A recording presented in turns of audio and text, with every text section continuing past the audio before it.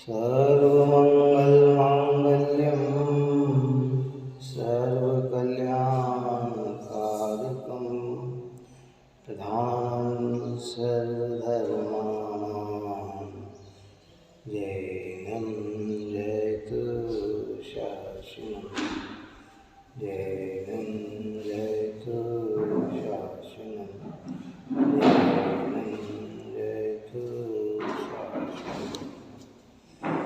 नमः सर्वेश्वराय सानुभूत्या चकास्ते चित्तभावाय भावाय सर्वभावान्तरचिते सर्वभावान्तरचिते।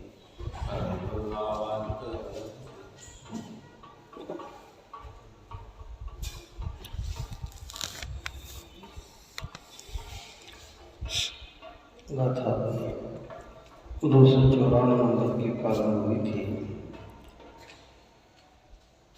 आत्मा और बंध किस साधन के द्वारा अलग किए जाते हैं, ऐसे प्रश्न के उत्तर में गाथा 294 की रचना हुई थी। वर्ग की चर्चा में ये बात वर्णन की थी कि बंध जानने मात्र से बंध करता नहीं है और बंध के स्वरूप का विचार करने से भी बंध छूटता नहीं है। बंध तो काटने से ही कटता है ना।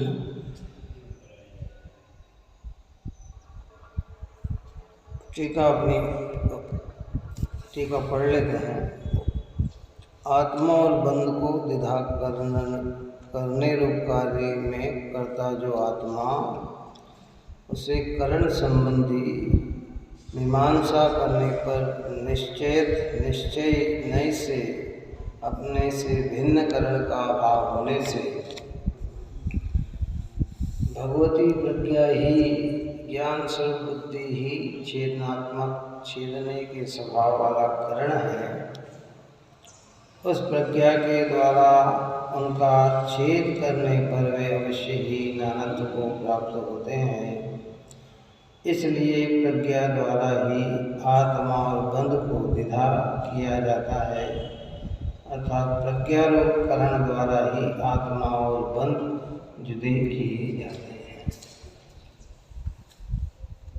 यहाँ तक की चर्चा हुई थी कि भाई जिससे छुटा जाए, किससे छूटा जाए कि बंध से छूटा जाए। तो बंध से छूटने का साधन क्या है, करण क्या है? विधाकरण करना है ना। बंध कौन है? मोह राग द्वेष है ना। अब जो बंध है उससे तो बंध नहीं छूट सकता। बात ही समझने के लिए जो स्वयं बंध है उससे बंध तो नहीं छूट सकता, तो करण तो कुछ और ही होगा, साधन तो कुछ और ही होगा। अभी तक हमने बंधन से छूटने का जो साधन ढूंढा वो बंध को ही ढूंढा। गजब की बात है। यहाँ कहते भगवती प्रज्ञा ही है। भगवती प्रज्ञा ही यानी ज्ञान स्वरूप बुद्धि ही छेदात्मक है। करण कौन बनेगा? कि ज्ञान बनेगा। राग से आत्मा को भिन्न करने में अगर कोई साधन बनेगा तो ज्ञान बनेगा, राग नहीं बनेगा, है ना। यहाँ राग का अर्थ क्या लेना? संपूर्ण शुभाशुभ भाव, दया का भाव, दान का भाव। देखो अशुभ भाव से तो बंधन छूटता है, ये तो आप और हमारी श्रद्धा में ही नहीं, हमारी तो क्या दूसरों की श्रद्धा में भी नहीं होगा। कौन? कोई भी मत ये तो नहीं कहता है कि हिंसा करने से बंध छूट जाएगा, है। ये तो है ही नहीं, किसी की श्रद्धा में ही नहीं है। लेकिन बंध से छूटने का उपाय हम शुभ राग को मानते हैं। काय को मानते हैं? शुभ राग। दया, दान, पूजा,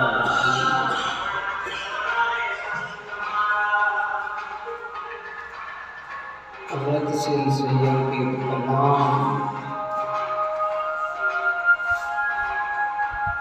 यहाँ कहते हैं इनसे तो जुदा होना है, तो इनसे जुदा होने में ये करण नहीं बनेगी। करण कौन बनेगा? ज्ञान करण बनेगा। करण है ना साधन। साधन किस साधन के द्वारा इनसे भिन्न करना है?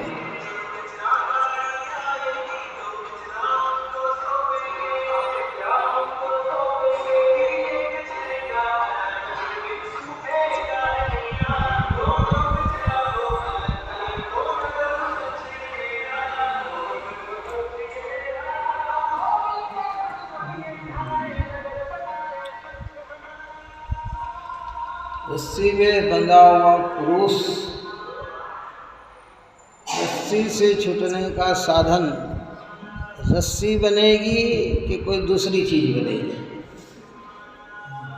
बेड़ी से जकड़े हुए हैं, रस्सी से जकड़े हुए हैं और इससे छूटना है, तो इसका साधन कौन बनेगा? रस्सी बनेगी क्या? रस्सी नहीं बनेगी, इसकी तो तीक्ष्ण आरी बनेगी ना, है। तो राग से तो बंधा हुआ है आत्मा। राग के ऊपर संपूर्ण विकार भाव। काय से बंधे हुए हम? विकार भाव से ही तो बंधे हैं ना। और विकार से छूटना है तो उसका निमित्त विकार बनेगा क्या? इसका निमित्त कौन बनेगा? ज्ञान बनेगा। यही बात समझ में आई। ये अनादि की भूल है हमारी पद्धति के अंदर। हम राग से राग काटना चाहते हैं, लेकिन भैया राग से राग, लोक व्यवहार में जो वो एक सूत्र है वो लोक व्यवहार तक तो सीमित हो सकता है। क्या? कांटे से कांटे को निकाला जाता है। क्या कहा जाता है? जंगल में जा रहे हो और पैर में कांटा चुभ गया। अब कांटा चुभ गया और दर्द कर रहा था, तो एक दूसरा नुकीले कांटे को लेकर उस कांटे को बाहर कर दिया, तो वो तो एक लोक व्यवहार में हो सकता है। लेकिन यहाँ राग से राग छूट जाए ऐसा नहीं है। शुभ राग से अशुभ राग तो छूट सकता है। कौन सा? पर संपूर्ण राग को छोड़ने के लिए राग समर्थवान नहीं है, उसके लिए तो ज्ञान ही समर्थवान है, भगवती प्रज्ञा ही समर्थवान है। क्या गजब कहते हैं आचार्य देव। इसको थोड़ा सा गंभीरता में चल, क्योंकि मोक्ष अधिकार चल रहा है तो गंभीर तो होना पड़ेगा भाई हमको। राग साधन नहीं बन सकता। राग होता है ज्ञानियों की परिणति में, लेकिन ज्ञानी राग को साधन नहीं मानते। साधन किसको मानते हैं? ज्ञान को मानते हैं, स्वानुभूति स्वरूप ज्ञान को मानते हैं, चैतन्यमय आत्मा की अनुभूति को साधन मानते हैं। क्या?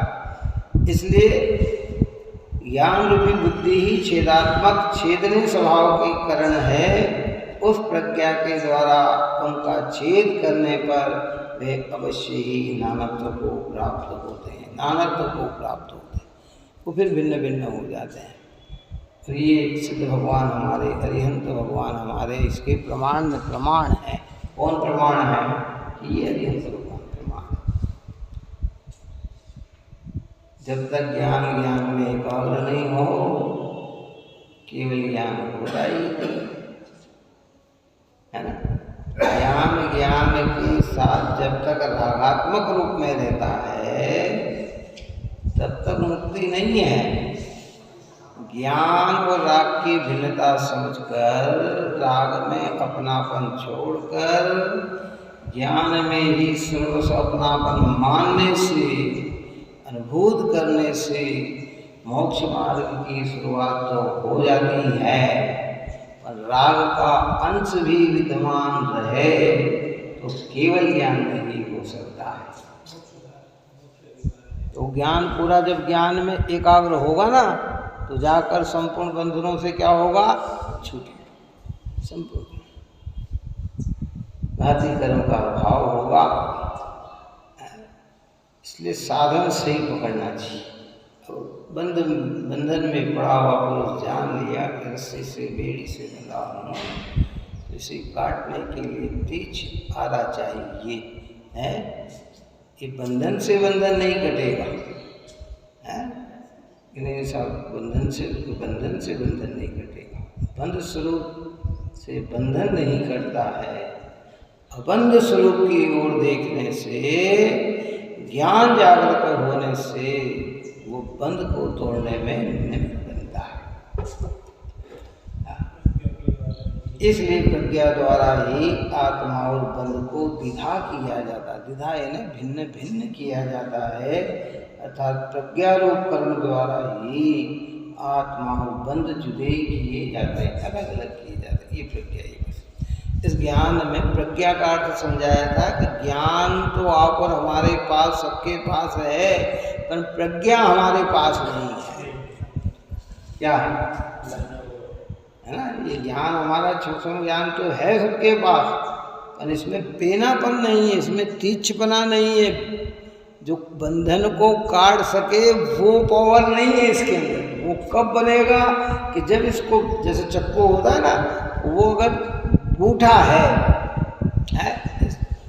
जो भी चक्कू बनाते हैं वो क्या करते हैं, पत्ती या चक्कू वो बना लेते, उसके बाद फिर उस पर क्या करते हैं, धार करते हैं। अगर वो धार नहीं खाली बना हुआ दे दे तो उसमें भिन्नत्व करने की ताकत नहीं है। वो तीक्ष बना काय में आएगा तो धार से आता है ना। तो यहाँ कहते ज्ञान तो सूक्ष्म ज्ञान तो आप और हमारे पास, सबके पास है। जगत के सारे जीव के पास सूक्ष्म ज्ञान है, लेकिन इसमें पेनापन नहीं है, तीक्षपना नहीं है। जनवाणी के अभ्यास से, ज्ञानी गुरुओं के अभ्यास से, तत्व चिंतन से, वस्तु स्वरूप के निर्णय से जब इसमें पेनापन आ जाता है तो वह बंधन को काटने में समर्थ होगा। ये जितना आप हम पढ़ते हैं ना, जितना हम सुनते हैं, समझते हैं, ये तो सूक्ष्म ज्ञान है, धारणा ज्ञान है ना। इसमें तीक्षपना नहीं, इसमें जो गहराई है, जो अंतर्मुख जाने का जो हम प्रयत्न करेंगे, जिसमें चिंतन करेंगे, उसमें क्या है, उसमें पेनापन है। वह बंधन से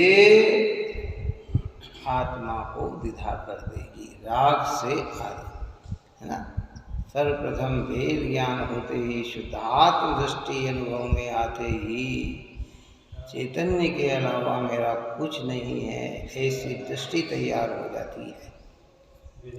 दो द्रव्य से, अन्य द्रव्य से आत्मा की एकत्व बुद्धि टूट जाती है, स्वस्वामी संबंध टूट जाता है, कर्ता कर्म संबंध टूट जाता है, भोक्ता भोग के संबंध टूट जाता है।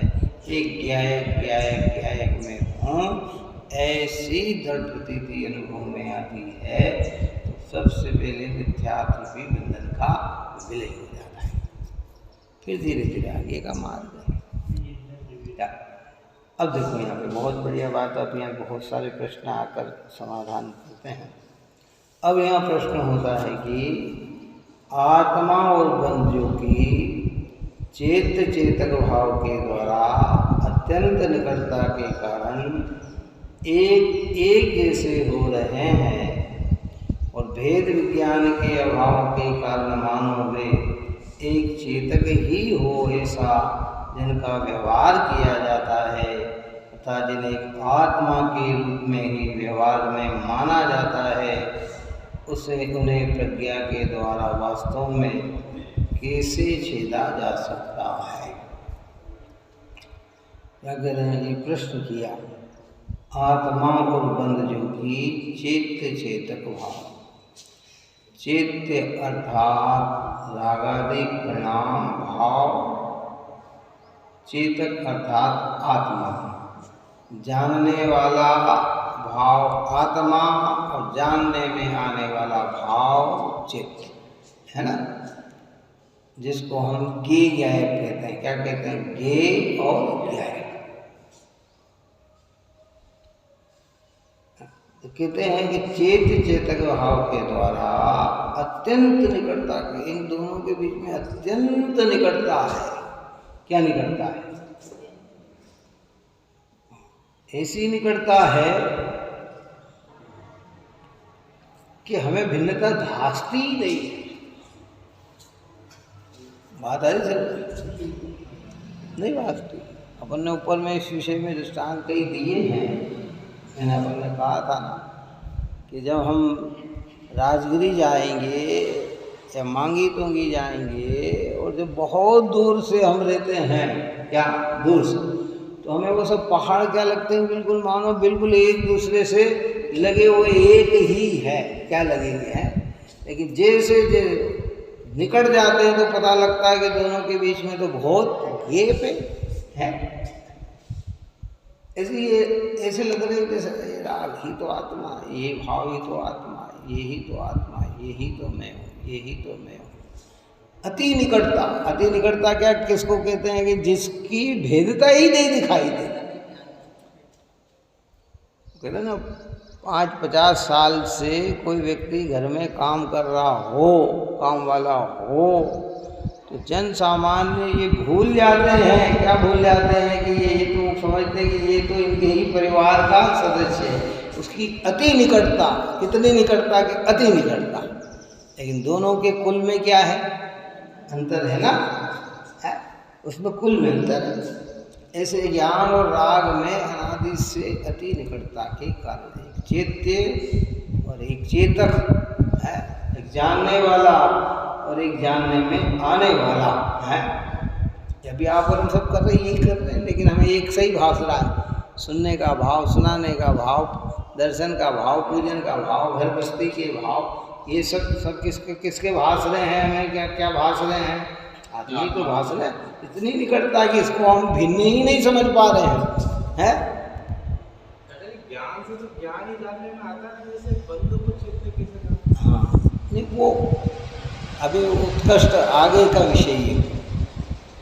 जब ये कहा जाएगा कि ज्ञान ही ज्ञान को जानता है, ज्ञेय को जानता ही नहीं है, वो विषय आगे। अभी तो ये कहा जा रहा है कि राग और ज्ञान ये दो, ये राग है, ये चैत्य है, और ज्ञान जो है वो चेतक है।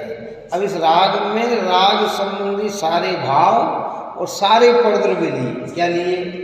उद्गल, धर्म, धर्म, आकाश, काल, जितने भी हैं ये सब क्या है? ये चैत्य हैं। और आत्मा क्या है? चेतक है ना, जिसको हम कहते हैं ज्ञेय और ज्ञान। और जब निश्चय की जब परम बात करेंगे तो वहाँ कहेंगे कि भाई मैं स्वयं ही ज्ञेय हूँ, मैं स्वयं ही ज्ञान हूँ, है ना। मैं स्वयं ही किसको जानते हैं? हम अपने को ही जानते हैं, है ना। अभी यहाँ भेद कराना है ना। इसका लक्ष्य अभी क्या है? भेद कराना। तो अभी इसको चैत्य में ज्ञान नहीं आया। हाँ, चैत्य में राग और भाई पदार्थ जितनी चर्चा यहाँ की जाए। चैत्य में क्या मतलब? जितने भी ज्ञेय पदार्थ कहने में संपूर्ण बात आ गई, है ना। संपूर्ण बात आ गई। ये जितने भी परिणाम, जितने भी भाव, जितने भी शरीर, इंद्रिय, मन, वाणी, मकान, दुकान, खेत, खलियान, बाग, बगीचे, वस्त्र, आभूषण, ये अन्य द्रव्य, ये सब चैत्य। और मैं आत्मा चेतक। अज्ञानी की चर्चा है। ज्ञानी तो भेद समझ लेता है ना, तो वो अज्ञानी क्या है कि अति निकटता के कारण ये इतनी निकटता है कि हमें भिन्न ही भाषित। देखो अब थोड़ा सा दृष्टांत से समझें। आप और हम अगर जिनवाणी के निकट नहीं आते ज्ञानियों के उपदेश नहीं सुनते तो देह और आत्मा में क्या भिन्नता नजर आ रही थी? नहीं आ रही। इंद्रिय और आत्मा में क्या भिन्नता नजर आ रही थी कि नहीं आ रही थी? है, जबकि ये तो स्थूल है? कदाचित ये भी समझ लिया जाता, क्या समझ लिया जाता, कोई शांत हो जाता तो कहते हैं कि भैया देखो शरीर छूट जाता है और आत्मा निकल जाती है, लेकिन फिर भी इतनी निकटता है कि हमें भिन्नता भाषित नहीं हो रही।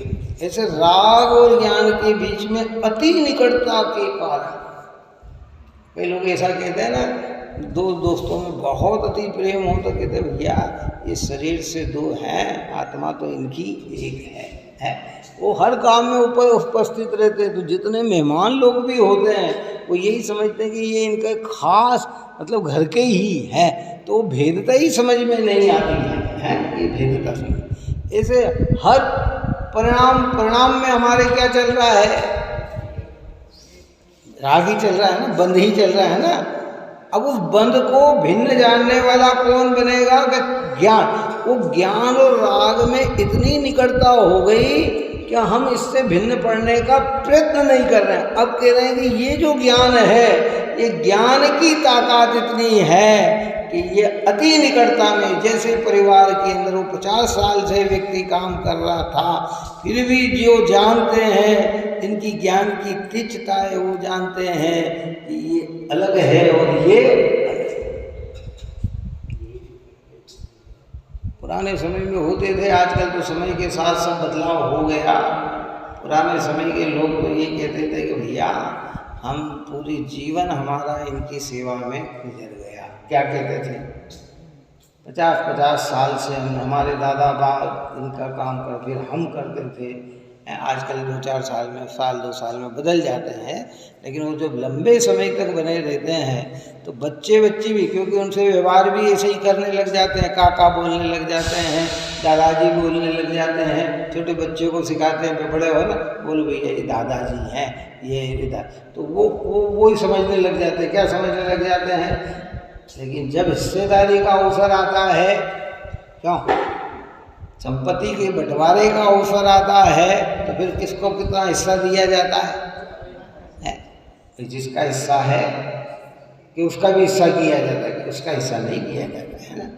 ऐसे यहाँ कह रहे हैं कि आत्मा और बंधु की चेतक भाव के द्वारा अत्यंत निकटता के कारण एक जैसे हो रहे हैं। देखो इन शब्दों में इतना रहस्य पड़ा हुआ है।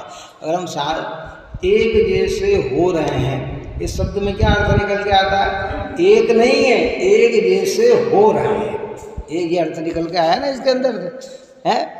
एक जैसे नहीं है, एक जैसे, एक नहीं, एक जैसे दिख रहे हैं, हो रहे हैं। और भेद विज्ञान के अभाव के कारण मानो वे एक चेतक ही हो, ऐसा जिनका व्यवहार भी ऐसे किया जाता है। भेद विज्ञान का अभाव है तो फिर मैंने दया का भाव आया, मैंने पूजा का भाव किया, मैंने स्वाध्याय का, मेरे को गुस्सा आया, मैंने ये भाव किया, मैंने ये भाव किया, मैंने ऐसा किया, मैंने ऐसा किया। हमारा पूरा भेद विज्ञान के अभाव में इन भावों में ही अपनापन है।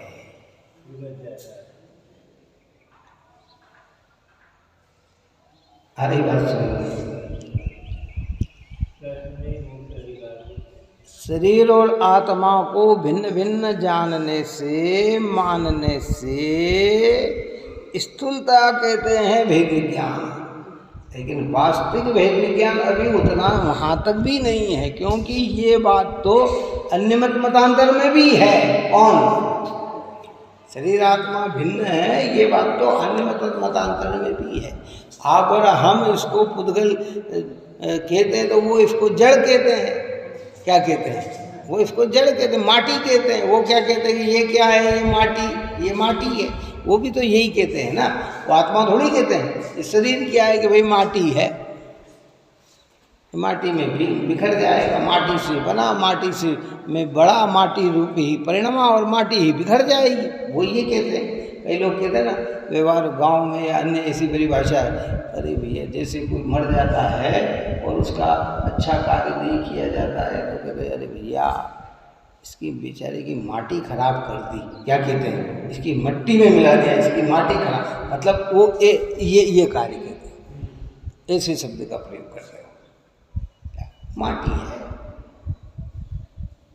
तो इसकी भिन्नता उनके ज्ञान में भी है, पारंपरिक दृष्टि में वो भेदता भी प्रशंसनीय होती है, क्योंकि जो शरीर और आत्मा की भिन्नता न जाने वो आगे की भिन्नता तो कैसे जान पाएगा। कहाँ, जहाँ स्थूल में ही है। क्यों, मैंने उस दिन दृष्टांत दिया था ना कि गाँव के अंदर कंकर मिले पड़े हुए हैं, जैसे कंकर ही न दिखे भिन्न, तो वो बारीक शुक्ला तो क्या भिन्न कर देगा। जब स्थूल कंकर ही अलग नहीं करे, वो ही नहीं दिखे उसको, तो जो बिल्कुल सूक्ष्म शुक्ला है वो गाँव से अलग कर दे, ये कैसे संभव है? ये करने के बाद वो उसे भी भिन्न करेगा। ऐसे पहली दृष्टि में तो शरीर और आत्मा भिन्न भिन्न है, ऐसे हमारे ज्ञान में आए, और फिर अंदर चलते हैं तो कर्म और राग से भी मेरा आत्मा भिन्न है। इनको डालेंगे काय में, कर्म राग को काय में डालेंगे, इनको चैत्य में डालेंगे, और आत्मा चेतक है। दूसरे शब्दों में, सामान्य शब्दों में कहें तो ये ज्ञेय है और मेरा आत्मा ज्ञायक है। अरे बात समझ लीजिए, इसलिए कहते एक जैसे हो रहे हैं, और भेद विज्ञान के अभाव के कारण मानो वे एक चेतन ही हो, ऐसा जिनका व्यवहार किए, ऐसा ही व्यवहार सारा व्यवहार। आपने खाना खाया कि नहीं, आप सोए कि नहीं, आप बोले कि नहीं, आप कहाँ गए थे, आप कहाँ आए थे, सब पूरा व्यवहार कैसा हो रहा है कि ऐसा ही तो हो रहा है कि कैसा हो रहा है। अर्थात जिन्हें एक आत्मा के रूप में ही व्यवहार में माना जाता है, उसे प्रज्ञा द्वारा वास्तव में कैसे छेदा जा सकता है। तो ये प्रश्न शिष्य का हृदय में कैसा भी, जब हमें भिन्न भाषित ही नहीं हो तो बढ़ती निकटता है, और एक जैसा ही आगम में भी व्यवहार बताया है, सारी जगह इस प्रकार की चर्चा की गई है, तो अब इसे हम कैसे छेद सकते हैं, अब हम इसे अलग कैसे कर सकते हैं? कैसे कर सकते हैं? अनादि से इसे क्या करें, विचार में की तो बात है। कई दृष्टांत अपने ऊपर में दिए, और पानी और दूध का मिला हुआ होने पर, है ना, पंडित साहब ने भी वहाँ दृष्टांत दिए, देखो पानी और दूध मिले होने, इतना मिलान हो गया कि अब उसे अलग कैसे कर सकते हैं। सामान्य गैर नहीं कर सकते, लेकिन उसके अलग करने का साधन तो है ना। अलग अलग वस्तु को अलग अलग करने के साधन दुनिया में है ना, है। आजकल केमिकल आ गए, क्यों, एक बूंद डालेंगे, कितना डालेंगे, वो चीज़ अलग हो जाएगी और ये चीज़ अलग हो जाएगी, है। क्या क्या यहाँ के तो ये प्रश्न उत्पन्न होता है, इतना होने, इतनी अति निकटता का मतलब, जैसे अपन ने भगवान की महिमा में कहा था, अति पुण्य उदय मम आया है, ये कहा ना, पुण्य उदय मम आया ये कहते तो सामान्य होता, लेकिन जब अति शब्द का प्रयोग किया गया तो उसमें सब चीज समाविष्ट हो गई। क्या समाविष्ट हो गई? सारी चीज समाविष्ट हो गई। ऐसे कहते हैं अति निकटता के कारण, निकटता कहते तो स्थूलता हो जाती है, यहाँ उसके आगे क्या कहा? अति निकटता के कारण, अति निकटता के कारण।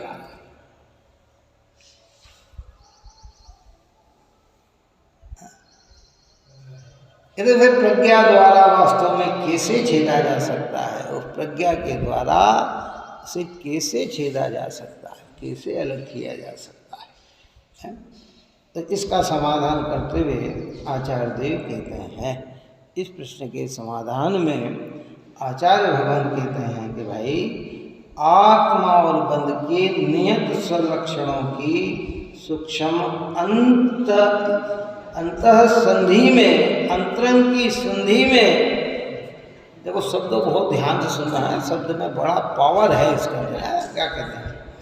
प्रज्ञा छेदने को सावधान होकर पटकने से, डालने से, मारने से उसे छेदा जा सकता है, अर्थात उसे अलग अलग किया जा सकता है, ऐसा हम जानते हैं।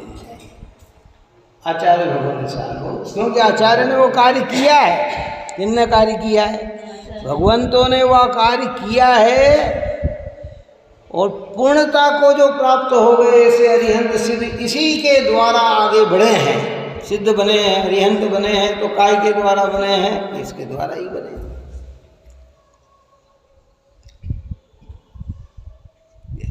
आत्मा और बंध के नियत स्वलक्षणों की सूक्ष्म नियत है ना, आत्मा और बंध की नियत स्वलक्षणों की। नियत का मतलब क्या? चेंजेबल नहीं, हाँ, एक जैसा ही। आत्मा का लक्षण बार बार नहीं बदलता कि आज आत्मा का लक्षण ये न कल कुछ और होगा, कि परसों कुछ और होगा। बंध का लक्षण आज कुछ और है और कल कुछ और होगा, ऐसा नहीं। अनादि से है, क्या बदल नहीं सकता है?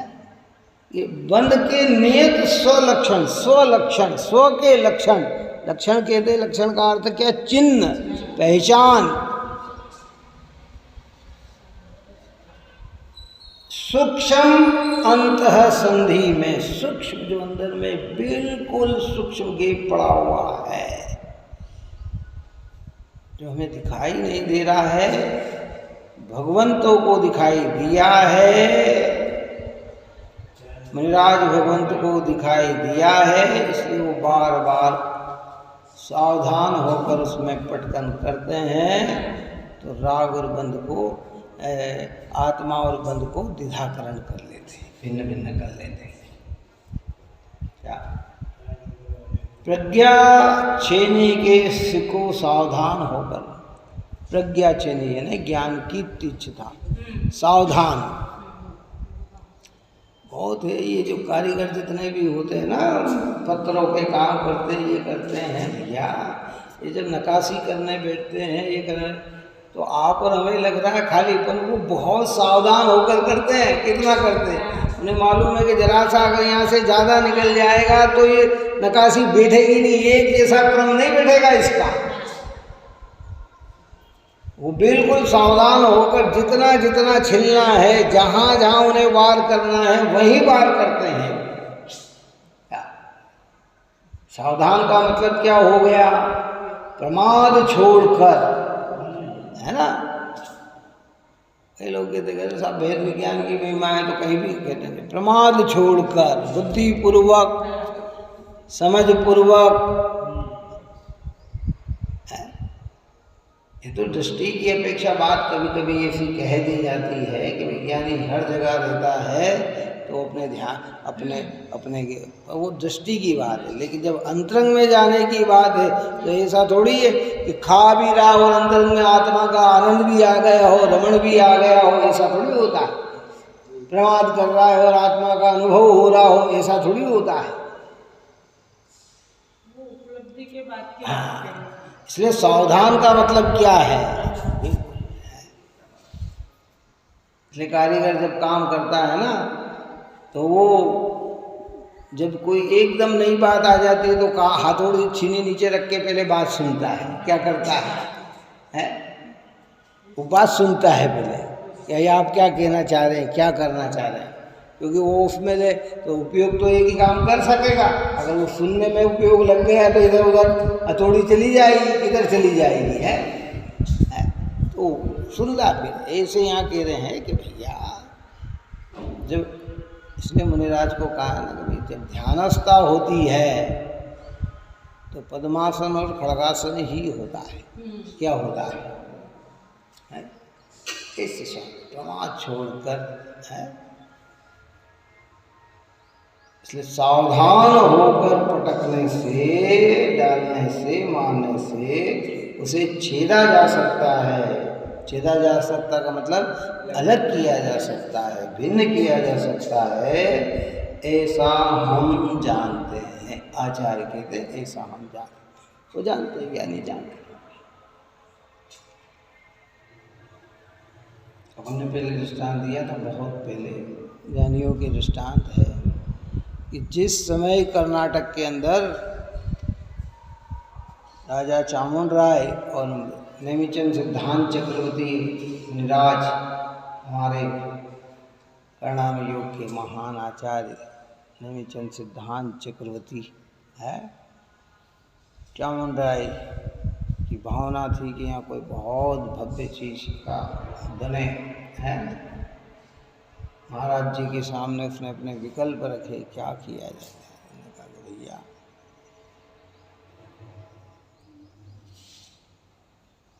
वहाँ खड़े होकर तीर चलाओ, जहाँ तुम्हें तीर लगेगा वहाँ भगवान प्रकट होंगे। तीर चलाया, सामने जाके वहाँ लगा तो भगवान प्रकट हो गए। का मतलब क्या, कि इस पत्थर में से भगवान बन सकते हैं। और जब फिर उसमें काटा छाटी करी तो अंदर से क्या निकल के आ गई, ऐसी भव्य जिन मुद्रा सामने आ गई। ये भी हमारे जो भगवान बने होंगे तो बहुत बड़े उसमें आए होंगे, काय पत्थर में आए होंगे है, तो ऐसे ऐसा आकार थोड़ी था अंदर में है, लेकिन कारीगर ने काट छाट कर उसको क्या ऐसे जिन सुंदर जिन मुद्रा को दिया ना है? अंदर में तो चैतन्य भगवान आत्मा है, तो भाई सावधानी से जो संयोगों में अपनत्व छोड़े, शरीर में अपनत्व छूटे, इंद्रियों में अपनत्व छूटे, कर्मों में अपनत्व छूटे, रागादि भाव में अपनत्व छूटे और ज्ञान में ही अपनापन जुड़े। और फिर ज्ञान में एकाग्र होता है। ये इनके लक्षण अलग, सबके लक्षण अलग अलग, पांचों इंद्रिय के लक्षण अलग अलग है। किसके? हाँ, स्पर्श इंद्रिय रसना का काम नहीं कर सकती। किसका? हाथ पे रखेंगे तो भारी नज़र आएगा, हल्का नज़र आएगा, रूखा नज़र आएगा, चिकना नज़र आएगा, कठोर आएगा, नरम आएगा और गर्म आएगा, ठंडा आएगा, या आठ आएगा, और उसमें आपको मिठास नहीं आएगी। और जुबान पे रखेंगे तो मिठास न आएगी, सब आएगी। आँख से हम क्या देख सकते हैं कि रूप ही देख सकते हैं।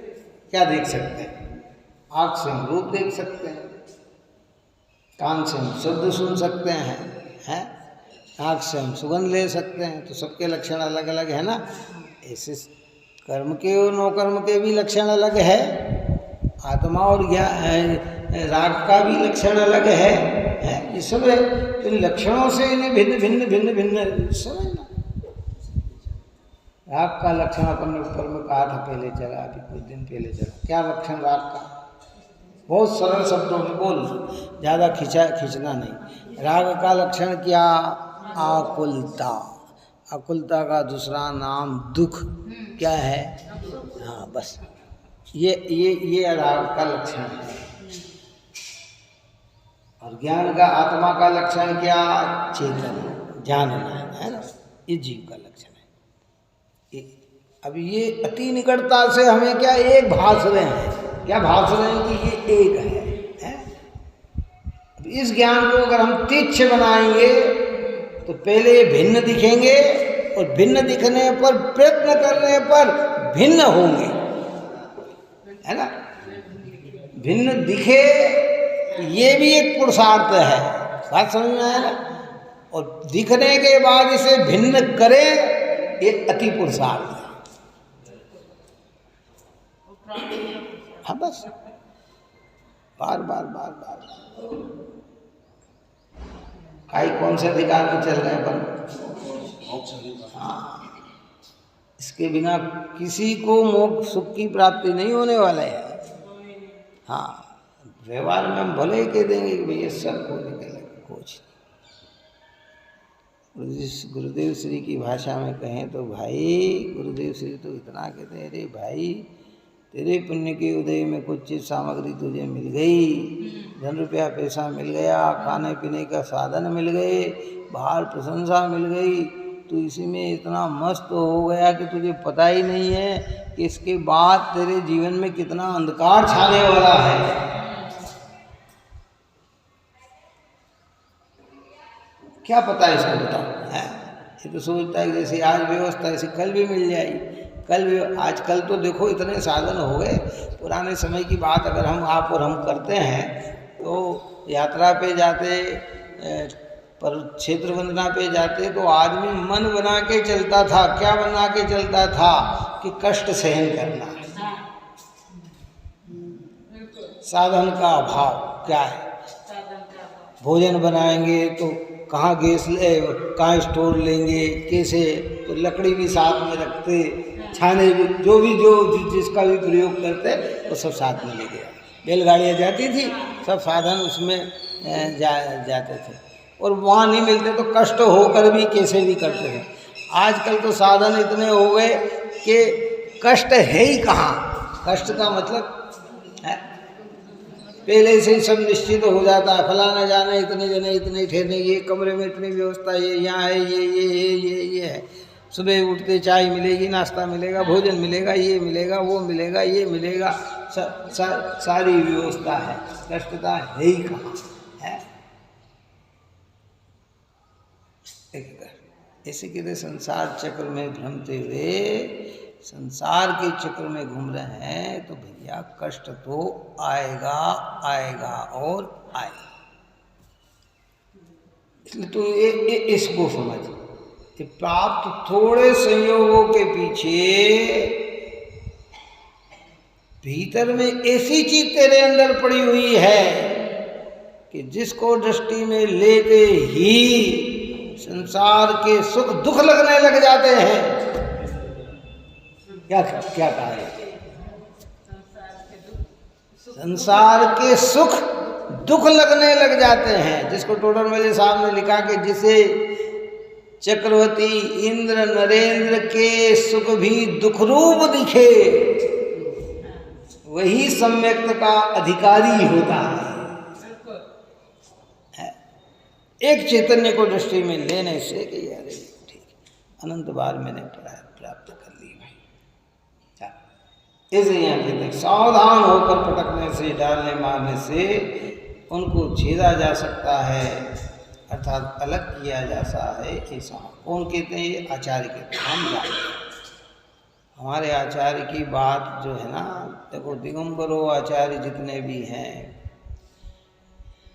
जो सर्वज्ञ भगवान की आज्ञा को अनुरूप चलते हैं, उनकी हर वाणी पे अगर कोई आँख मीच कर भी विश्वास करे तो घबराने की बात नहीं है।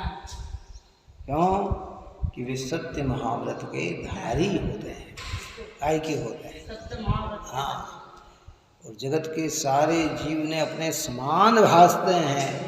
एक जीव का भी अहित हो ऐसी उनकी वाणी निकलती नहीं है। किसी का नुकसान हो ये निकलती नहीं है।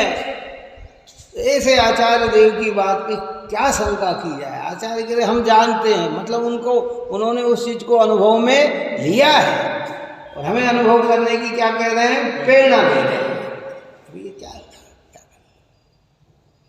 निश्चित है, कहाँ संशय रखने की जरूरत है। दिगंबर मुद्रा चैतन्य स्वरूप के आश्रय से जिन्हें प्रकट हुई है, वहाँ बुद्धिपूर्वक असत्य बोलने का भाव ही नहीं है। और ज्ञान की कमी में अगर कहीं हो तो आचार्य कहते हैं कि बुद्धिजन इन्हें सुधार ले, अन्य ज्ञानी उन्हें, और जो सुधारता है उसके प्रति आनंद उपभोग है। जो अपन कहते हैं ना दर्शन ज्ञान चारित्राणी मोक्ष मार्ग, तो आगे सम्यक शब्द का जब प्रयोग किया गया तो उमा स्वामी की अंतरंग की हुलसित बना आ गया, आनंद बना आ गया कि ओहो क्या गजब की बात है। मैंने दर्शन ज्ञान चारित्र मोक्ष मार्ग कहा था तो इसमें तो मिथ्या दर्शन ज्ञान चारित्र भी हो सकता है, लेकिन जब सम्यक बात आ गई है तो इसमें वही जो यथेष्ट है वही मोक्ष का मार्ग है। गंभीर होकर संपूर्ण अलग कर दे इतनी ताकत आज आप और हमारी नहीं है। कौन? राग और ज्ञान को अलग अलग कर दें ऐसी ताकत नहीं है। राग और ज्ञान अलग अलग है ऐसा जानकर ज्ञान में अपनापन जोड़ ले ऐसी ताकत हमारे अंदर है। कितनी ताकत है हमारे अंदर? इसे भिन्न जाने और आत्मा में आत्मबंध जोड़े। भगवंतों की यही देशना, त्रिलोकीनाथ अरिहंत परमात्मा की यही देशना। और नहीं तो हम राग से राग को दूर करना चाहेंगे तो राग से राग दूर नहीं होगा। जितना हो सकता है, जो पहले भी अपन ने कहा कि राग से राग मंद हो जाता है। क्या दृष्टांत दिया था इसके लिए?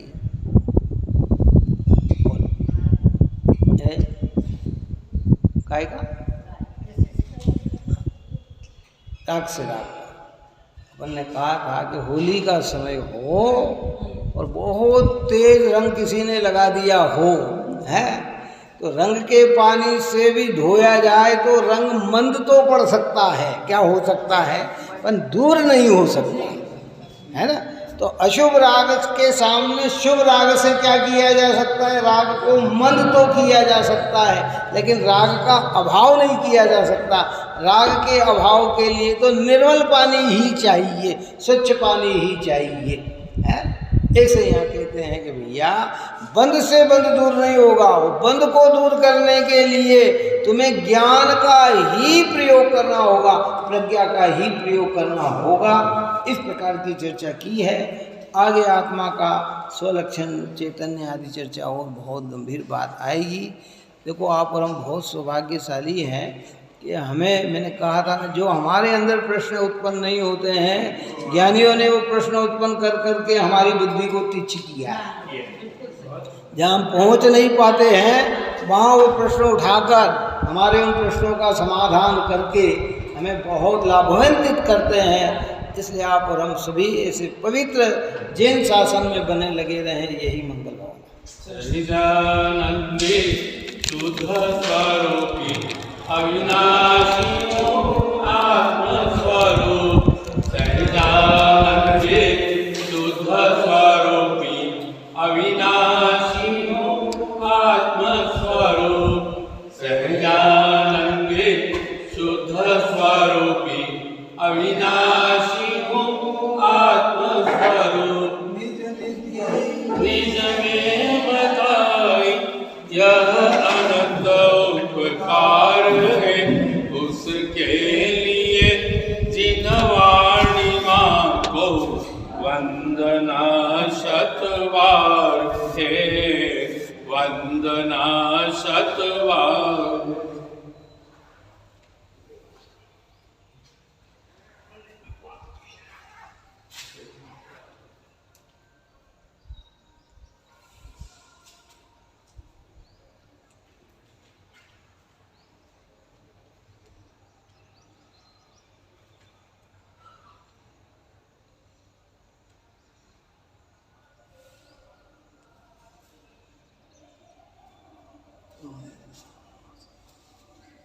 वाणी के ज्ञान से सूझे लोकालो, सुवाणी मस्तनम सदा देतम।